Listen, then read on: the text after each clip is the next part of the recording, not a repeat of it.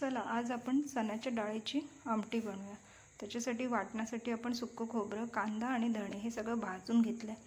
त्याचं वाटण तयार करायचं आणि तेल गरम करून त्याच्यात तेजपत्ता आणि आपण जे वाटण तयार करून घेतलेलं ते वाटण घालायचं आणि चांगलं परतवून घ्यायचं। पहिला झाकण ठेवून तेलामध्ये चांगलं ते थोडा वेळ परतवून घ्यायचं। तेलावर चांगलं परतवायचं आणि त्याच्यानंतर त्यात सगळे आपल्याला मसाले घालायचे। लाल तिखट, हळद, परत थोडासा गरम मसाला, हे सगळे मसाले घालून परत थोडंसं वाटण आपल्याला परत परतवून घ्यायचं आहे। त्याला सगळं चांगलं तेल सुटेपर्यंत परतवायचं आणि ही चणा डाळ आता मी शिजवून घेतली होती कुकरला। हे बघा चांगला आता आपला हा मसाला परतून झालेला आहे।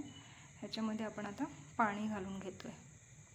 पाणी घालून झालं की आता ही जी शिजवलेली चण्याची डाळ होती ना ती त्याच्यात घालायची आहे आमटीत। थोडासा गूळ घालायचा आणि चवीनुसार मीठ आणि कोकम घालायचं। तुम्ही हवं तर चिंच पण घालू शकता आणि हे चांगलं उकळू द्यायचं आहे। आता चांगलं मिक्स करून घ्यायचं आणि चांगली आमटी उकळू द्यायची।